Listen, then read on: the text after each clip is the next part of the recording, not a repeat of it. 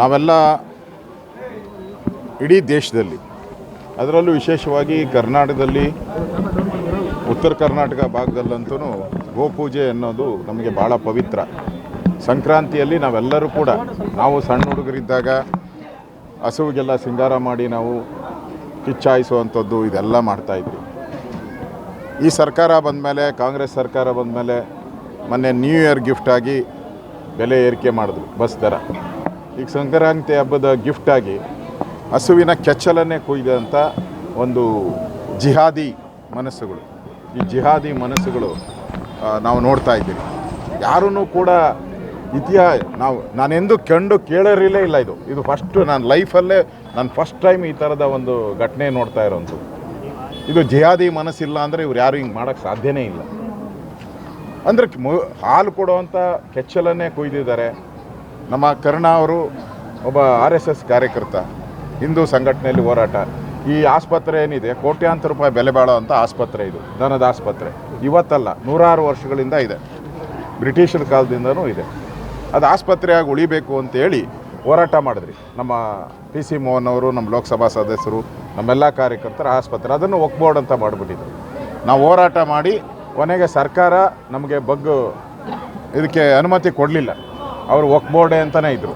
ಆದರೆ ನಾವು ಕೋರ್ಟ್ ಮುಖಾಂತರ ಅದನ್ನು ಸ್ಟೇ ತೊಗೊಂಡಿದ್ದೀರಿ ಅಲ್ವಾ? ಕೋರ್ಟ್ ಮುಖಾಂತರ ಸ್ಟೇ ತೊಗೊಂಡು ಅದು ಆಸ್ಪತ್ರೆಯಾಗಿ ಪಶುಗಳ ಆಸ್ಪತ್ರೆಯಾಗಿ ಉಳಿಬೇಕು ಅಂತ ಮಾಡಿ ಅವತ್ತು ಯಾವ ಪ್ರತಿಭಟನೆಯನ್ನು ಮಾಡಿದ್ರಿ, ಆ ಸಂದರ್ಭದಲ್ಲಿ ಈ ಹಸುಗಳೇ ಹೋಗಿದ್ದು. ಇವತ್ತು ಯಾವ ಕೆಚ್ಚಲನ್ನು ಕಟ್ ಮಾಡಿದ್ದಾರೆ, ಇದೇ ಹಸು ಅವತ್ತು ಪ್ರತಿಭಟನೆಯಲ್ಲಿ ಪಾಲ್ಗೊಂಡಿತ್ತು. ಆ ಪ್ರತಿಭಟನೆಯಲ್ಲಿ ಪಾಲ್ಗೊಂಡಿತ್ತು ಅನ್ನೋ ಒಂದೇ ಕಾರಣಕ್ಕೋಸ್ಕರ ಇವತ್ತು ಈ ಕೆಚ್ಚಲನ್ನೇ ಕಟ್ ಮಾಡೋಕ್ಕಿದ್ದಾರೆ. ಒಂದಕ್ಕೆ ಕಾಲು ಕತ್ತರಿಸಿದ್ದಾರೆ, ಡ್ರ್ಯಾಗನ್ನು ಉಪಯೋಗ ಮಾಡಿದ್ದಾರೆ, ಮಚ್ಚುಗಳು ಉಪಯೋಗ ಮಾಡಿದ್ದಾರೆ. ಏನು ಸಂಕ್ರಾಂತಿ ಹಬ್ಬಕ್ಕೆ ಹಿಂದೂಗಳಿಗೆ ಯಾವ ರೀತಿ ಮೆಸೇಜನ್ನು ಈ ಸರ್ಕಾರ ಕೊಡ್ತಾ ಇದೆ? ಹಿಂದೂಗಳು ಈ ದೇಶದಲ್ಲಿ ಏನು ಬಾಳಬೇಕು ಅಂತ ಇದ್ದಾರೋ ಇಲ್ಲ ಅಂತ, ಈ ರಾಜ್ಯದಲ್ಲಿ ಒಂಥರ 2ನೇ ದರ್ಜೆಯ ಒಂದು ಜನನಾಗಿ ನೋಡುವಂಥ ಒಂದು ಪರಿಸ್ಥಿತಿಯನ್ನು ನಾವು ನೋಡ್ತಾ ಇದ್ದೀರಿ. ಇದು ಕಾಂಗ್ರೆಸ್ ಅವರು ಮಾತೆತ್ತರೆ ದೇವಸ್ಥಾನಗಳಿಗೆ ಹೋಗ್ತಾರೆ. ಏನು ದೇವಸ್ಥಾನಗಳಿಗೆ ಹೋಗಿದ್ದೆ ಹೋಮ ಮಾಡಿದ್ದು ಅದೆಲ್ಲ ನಾಟಕ. ನಂಬೇಡಿ ಇವ್ರನ್ನೆಲ್ಲ ನಾಟಕ. ಓಟ್ಗೋಸ್ಕರ ಇವರೆಲ್ಲ ಈ ನಾಟಕಗಳನ್ನು ಆಡ್ತಾರೆ. ಇವರು ಓಟ್ಗೋಸ್ಕರ ನೋಡಿ ಇವತ್ತು ಆಗ್ತಾ ಇದೆಯಲ್ಲ ಘಟನೆ. ಇದ್ರ ಬಗ್ಗೆ ಒಬ್ಬ ಕಾಂಗ್ರೆಸ್ ಅವ್ನು ರಿಯಾಕ್ಟ್ ಮಾಡಿದಾರ? ಯಾರು ಮಾಡಿಲ್ಲ. ಅವ್ರಿಗೆ ಏನೇ ಹಿಂದೂಗಳು ಒಂದು ರೀತಿ ಭಯಭೀತರಾಗಿ ಮಾಡುವಂಥದ್ದು ಒಂದು ಇದರ ಕೃತ್ಯ. ಇದು ಅದನ್ನು ಗೋವುಗಳ ಮೇಲೆ ತೀರಿಸ್ಕೊಂಡಿದ್ದಾರೆ ಅಷ್ಟೇ. ಅವ್ರನ್ನ ಭಯ ಬೀಳ್ಸೋಕ್ಕೆ ಗೋವುಗಳ ಮೇಲೆ ತೀರಿಸ್ಕೊಂಡಿದ್ದಾರೆ. ಇದು ಜಿಹಾದಿಯ ಕೃತ್ಯ. ಇದನ್ನು ನಾನು ಬಲವಾಗಿ ಖಂಡಿಸ್ತೀನಿ. ಈ ಥರ ಮಾಡಿದ್ರೆ ಮುಂದೆ ಸಂಕ್ರಾಂತಿ ಹಬ್ಬನ ನಾಳೆ ಯಾವ ಮುಖ ಇಟ್ಕೊಂಡು ಆಚರಿಸ್ಬೇಕು? ಇಡೀ ಕರ್ನಾಟಕದ ಜನ ಯಾವ ಮುಖ ಇಟ್ಕೊಂಡು ನಾವೆಲ್ಲರೂ ಕೂಡ ಸಂಕ್ರಾಂತಿಯನ್ನು ಆಚರಣೆ ಮಾಡಬೇಕು?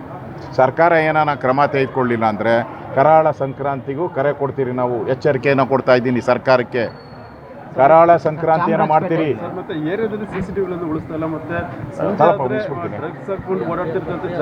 ಇದನ್ನು ನಾವು ಸರ್ಕಾರ ಕ್ರಮ ತೆಗೆದುಕೊಳ್ಳಿಲ್ಲ ಅಂದರೆ ಇದಕ್ಕೆ ಉಗ್ರ ಹೋರಾಟಗಳನ್ನು ನಾವು ಮಾಡ್ತೀರಿ.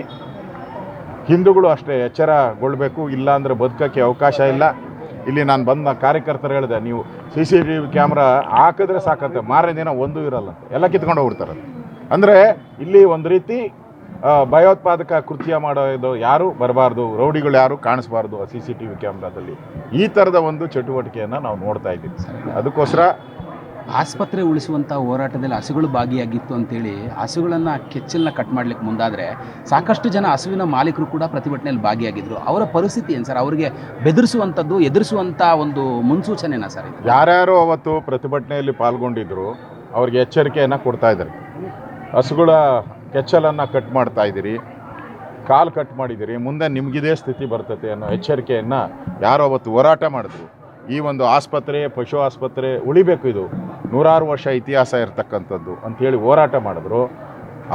ಅವರಿಗೆ ಬೆದರಿಕೆಯನ್ನು ಕೊಡುವಂಥ ಸ್ಪಷ್ಟವಾದಂಥ ಒಂದು ಉದಾಹರಣೆಯನ್ನು ಇವತ್ತು ಕೊಟ್ಟಿದ್ದಾರೆ. ಕಿಡಿಗೇಡಿಗಳನ್ನು ಬಂಧಿಸುವಂಥ ವಿಚಾರಕ್ಕೆ ಸಂಬಂಧಪಟ್ಟಂತೆ ತಾವೇನಾದರೂ ಕಮಿಷನರ್ ಜೊತೆಲಿ ಮಾತಾಡುವ? ನಾನು ಈಗ ನಮ್ಮ ACPನೂ ಬಂದಿದ್ದಾರೆ, ಬೆಳಗ್ಗೆನೂ ಫೋನ್ ಮಾಡಿದ್ರು ACP ಅವರು. ನಾನು ಹೇಳಿದ್ದೀನಿ ಇಮಿಡಿಯೇಟಾಗಿ ಅವ್ರ ಮೇಲೆ ಕ್ರಮ ತೆಗೆದುಕೋ, ಇಲ್ಲ ಅಂದರೆ ಇದು ಬೀದಿಗೆ ಬಂದು ಹೋರಾಟ ಮಾಡೋಕ್ಕೆ ಅವಕಾಶ ಮಾಡಿಕೊಡ್ಬೇಡಿ.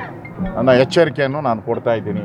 ಸಂಕ್ರಾಂತಿ ಅಂತ ಒಂದು ಪುಣ್ಯದ ಹಬ್ಬದಲ್ಲಿ ಹಸುಗಳನ್ನು ಪೂಜೆ ಮಾಡುವಂಥ ಹಬ್ಬದ ಹಸುವಿನ ಕೆಚ್ಚಲನ್ನೇ ಕಟ್ ಮಾಡ್ತಾರೆ ಈ ಜಿಹಾದಿಗಳು. ಅಂದರೆ ಇವ್ರನ್ನ ಯಾವ ರೀತಿ ನಾವು ಹೇಳಬೇಕು? ಈ ಸರ್ಕಾರಕ್ಕೆ ಯಾವ ರೀತಿ ಚೀಮಾರಿ ಹಾಕಬೇಕು? ಮಾನ ಮರ್ಯಾದೆ ಇದೆಯಾ ಈ ಸರ್ಕಾರಕ್ಕೆ?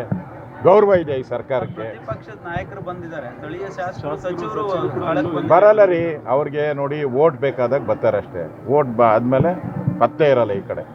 ದೇವಸ್ಥಾನಕ್ಕೆ ಓಟಕ್ಕೆ ಮುಂಚೆ ನೋಡಿ ಎಲ್ಲ ದೇವಸ್ಥಾನಗಳಿಗೆ ಹೋಗ್ಬಿಡ್ತಾರೆ. ಯಾಕೆ? ಆ ಓಟ್ ಬರಲಿ ಅಂತೇಳಿ. ಆಮೇಲೆ ಈ ಥರ ಘಟನೆಗಳಿಗೆ ತಿರುಗು ನೋಡಲ್ಲ. ಸರ್, ಈಗ ಈ ಏರಿಯಾ ಒಂಥರ ಹೈಟೆಕ್ ಆಗ್ತಿದೆ ಅನ್ನೋಂಥದ್ದು ಸರ್. ಹಿಂದೆ ಈ ಏರಿಯಾ ತುಂಬ ಗಾಂಜಾ, ಸಣ್ಣ ಮಕ್ಕಳ ಕೈಯಲ್ಲಿಂದ ಹಿಡಿದು ದೊಡ್ಡವರಿಗೂ ಕೂಡ ಗಾಂಜಾ ಸಿಕ್ಕಿತ್ತು. ಈಗ ಗಾಂಜಾ ನಿಂತಿದೆ, ಇಂಜೆಕ್ಷನು ಮತ್ತು ಟ್ಯಾಬ್ಲೆಟ್ಗಳ ಮೊರೆ ಹೋಗ್ತಿದ್ದಾರೆ. 250 ರೂಪಾಯಿ ಸ್ಕೂಲ್ ಮಕ್ಕಳು ತೆಗೆದುಕೊಳ್ಳುವಂಥ ಒಂದು ದುಸ್ಥಿತಿ ಎದುರಾಗಿದೆ ಈ ಏರಿಯಾದಲ್ಲಿ. ಸಂಜೆ ಆದರೆ ತುಂಬ ಜನ ಬರ್ತಾರೆ. ಇಲ್ಲಿ ನಾನು ವಿಧಾನಸಭೆಯಲ್ಲೂ ಮಾತಾಡಿದೆ. ಈ ಕ್ಯಾನ್ಸರ್ ಡ್ರಗ್ ಔಷಧಿ ಇದೆಯಲ್ಲ, ಅದು 30 ರೂಪಾಯಿ 40 ರೂಪಾಯಿ ಸಿಗ್ತದೆ. ಅದು ಕ್ಯಾನ್ಸರ್ ಪೇಷಂಟ್ ಕೊಡೋದು, ಅವ್ರಿಗೆ ನೋವನ್ನು ತಡ್ಕೊಳೋ ಅಂಥದ್ದಕ್ಕೆ, ನೋವನ್ನು ನಿವಾರ ಮಾಡೋಕ್ಕೆ ಕೊಡೋದು. ಔಷಧಿ ಅಂದಮೇಲೆ ಅದು ಕಡಿಮೆ ಬೆಲೆ ಸಿಗ್ತದೆ. ಅದೆಲ್ಲ ಇಲ್ಲಿ ಮಾರಾಟ ಆಗ್ತಾ ಇದೆ. ನಾನು ಅಸೆಂಬ್ಲಿಯಲ್ಲೇ ಮಾತಾಡಿದ್ದೀನಿ. ಸರ್ಕಾರ ಏನು ಕ್ರಮ ಇಲ್ಲ. ಆಗಿ ಮಾತಾಡಿ 1 ತಿಂಗಳಾಯಿತು, ಒಬ್ಬರನ್ನೂ ಅದ್ರ ಬಗ್ಗೆ ಬಂಧಿಸಿಲ್ಲ, ಒಬ್ಬರ ಮೇಲೆ ಕ್ರಮ ತೆಗೆದುಕೊಳ್ಳಿಲ್ಲ. ನಾನು ಉದಾಹರಣೆ ಎಲ್ಲ ಕೊಟ್ಟೆ. ಜಯನಗರ ಆಸ್ಪತ್ರೆ ಉದಾಹರಣೆ ಕೊಟ್ಟೆ ನಾನು. ಎಲ್ಲೆಲ್ಲಿ ಮಾರ್ತಾ ಇದ್ದಾರೆ. ಅಂಗಡಿಗಳು ಪ್ರಿಸ್ಕ್ರಿಪ್ಷನ್ ಇಲ್ದೇ ಕೊಡ್ತಾರೆ. ಇಲ್ಲಿ ಎಲ್ಲ ಅಂಗಡಿಗಳು ಏನಿದೆಯಲ್ಲ ದಂಧೆ ಮಾಡ್ಕೊಂಬಿಟ್ಟವ್ರು. ಇಲ್ಲಿ ಮೆಡಿಕಲ್ ಸ್ಟೋರ್ ಎಲ್ಲ ದಂಧೆ ಮಾಡ್ಕೊಂಡು ಪ್ರಿಸ್ಕ್ರಿಪ್ಷನ್ ಇಲ್ಲದೆ ಅದು ಕೊಟ್ಟು ಸಾವಿರಾರು ಜನ ಯುವಕರಿಗೆ, ಮಕ್ಕಳಿಗೆ, ಶಾಲಾ ಮಕ್ಕಳಿಗೆ ಆ ಟ್ಯಾಬ್ಲೆಟ್ ತಗೊಳ್ಳೋವಂಥ ಅಭ್ಯಾಸ ಮಾಡಿಬಿಟ್ಟಿದ್ದಾರೆ. ಅವ್ರ ಜೀವನನೇ ಹಾಳು ಮಾಡ್ತಾ ಇದ್ದಾರೆ. ಇಷ್ಟಿದ್ರು ಕೂಡ ಶಾಸಕರು ನಾವೆಲ್ಲರೂ ಒಂದೇ ಅಂತ ಹೇಳ್ತಾರೆ. ಅದು ಊಟ ಇದುವರೆಗೂ ಅದೇ ಎಲ್ಲ ಒಂದೇ. ಯಾವಾಗ ಓಟ್ಗೆ ಬಂದಾಗ ಅಷ್ಟೇ. ಈಗ ಪತ್ತೆ ಇರಲ್ಲ ಅವ್ರು. ಸರ್, ಈಗಾಗಲೇ ಶ್ರೀರಂಗ ಏನಾದರೂ ಪರಿಹಾರ ಸರ್ಕಾರ ಕಡೆಯಿಂದ ಏನಾದ್ರು? ಯಾಕಂದ್ರೆ 3 ಹಸುಗಳಿಗೆ ನೋಡಿ, ಅದು 20 ಲೀಟರ್ ಹಾಲು ಕೊಡ್ತಿತ್ತಂತೆ. 20 ಲೀಟ್ರು, ಒಂದೊಂದು ಹಸುನು ಕೂಡ 20 ಲೀಟ್ರ್ ಹಾಲು ಕೊಡ್ತಾ ಇತ್ತು. ಅದರಲ್ಲೇ ಜೀವನ. ಈಗ ಹಾಲೇ ಬರಲ್ವಂತೆ ಸರ್. ಹೇಗೆ? ಎಲ್ಲ ಮೊಲೆನೆಲ್ಲ ಕುಯ್ದಾಕ್ಬಿಟ್ಟಿದ್ದಾರೆ. ಹಸುವಿನ ಮೊಲೆಗಳು ಕುಯ್ದಾಕಿದ್ದಾರೆ. ಒಂದು ಹಸುಗೆ ಕಾಲೇ ಕತ್ತರಿಸ್ಬಿಟ್ಟಿದ್ದಾರೆ. ಒಂದು ಹಸು ಬದುಕೋದೇ ಕಷ್ಟ ಇದೆ. ಇನ್ನು ಒಂದು ಹಸು ಬದುಕೋ ಅಂತ ಒಂದು ಸ್ಥಿತಿಯಲ್ಲೇ ಇಲ್ಲ. ಅಂದ್ರೆ ಇನ್ನು ಇದು ಆ ಹಸುವಿನ ಕೆಚ್ಚಲನ್ನು ಕಟ್ಟಾದ್ಮೇಲೆ ಇನ್ನು ಹಾಲು ಕರೆಯೋ ಪ್ರಶ್ನೆನೇ ಇಲ್ಲ. ಅವ್ರ ಜೀವನ ಯಾವ್ದು ಸರ್? ಅದರಿಂದ ಸರ್ಕಾರಕ್ಕೂ ನಾನು ಆಗ್ರಹ ಮಾಡ್ತಾ ಇದ್ದೀನಿ. ನಾವು ಕೂಡ ಅದಕ್ಕೆ ನಾನು ಇಂಡಿವಿಜುವಲ್ ನಾನು ಕೂಡ ಅವ್ರಿಗೆ ಸಹಾಯ ಮಾಡ್ತೀನಿ. ನಮ್ಮ ಕಾರ್ಯಕರ್ತರ ಜೊತೆ ಮಾತಾಡ್ತೀನಿ. ಸರ್ಕಾರನೂ ಕೂಡ ಕ್ರಮ ತೆಗೆದುಕೊಳ್ಬೇಕು, ಸಹಾಯ ಮಾಡಬೇಕು. ಇಲ್ಲ ಅಂತ ಹೇಳಿದ್ರೆ ಸರ್ಕಾರ ಅವ್ರ ಪರವಾಗಿದೆ, ಜಿಹಾದಿಗಳ ಪರವಾಗಿದೆ ಅನ್ನೋದು ಸ್ಪಷ್ಟವಾಗಿ. ಸರ್, ಈಗಾಗಲೇ ಶ್ರೀರಂಗಪಟ್ಟಣದ 80ಕ್ಕೂ ಹೆಚ್ಚು ಜಮೀನುಗಳಿಗೆ RTCಗಳಲ್ಲೆಲ್ಲವೂ ಕೂಡ ವಕ್ಫ್ ಆಸ್ತಿ ಅಂತ ಬಂದಿದೆಯಂತೆ ಸರ್. ಅಲ್ಲಿರೋ ಹೋರಾಟಗಾರರು ಮತ್ತು ಎಲ್ಲರೂ ಕೂಡ ಆಕ್ರೋಶವನ್ನು ವ್ಯಕ್ತಪಡಿಸಿದ್ದಾರೆ. 80 ಆಸ್ತಿಗಳ ಮೇಲೆ ವಕ್ಫ್ ಬೋರ್ಡ್ ಅನ್ನು. ಇಲ್ಲೂ ನೋಡಿ, ಇಲ್ಲೂ ದೇವಸ್ಥಾನ ಪಕ್ಕದಲ್ಲೇ ವಕ್ಫ್ ಬೋರ್ಡ್ ಹಾಕಂಬ. ದೇವಸ್ಥಾನ ಇದು, ಪೂರ್ತಿ ದೇವಸ್ಥಾನ ಇದು. ಚಾಮರಾಜಪೇಟೆ ಗೊತ್ತಲ್ಲ, ಹಿಂದೆ ಕೆಂಪೇಗೌಡರು ಕಟ್ಟಿದಂಥದ್ದು ಚಾಮರಾಜಪೇಟೆ. ಇಲ್ಲಿ ಎಲ್ಲ ಕೆಂಪೇಗೌಡರು ವಂಶಜರು ಬದುಕ್ತಾ ಇರೋದು ಇವತ್ತಿಗೂ ಇದ್ದಾರೆ ಭಾಳ ಜನ.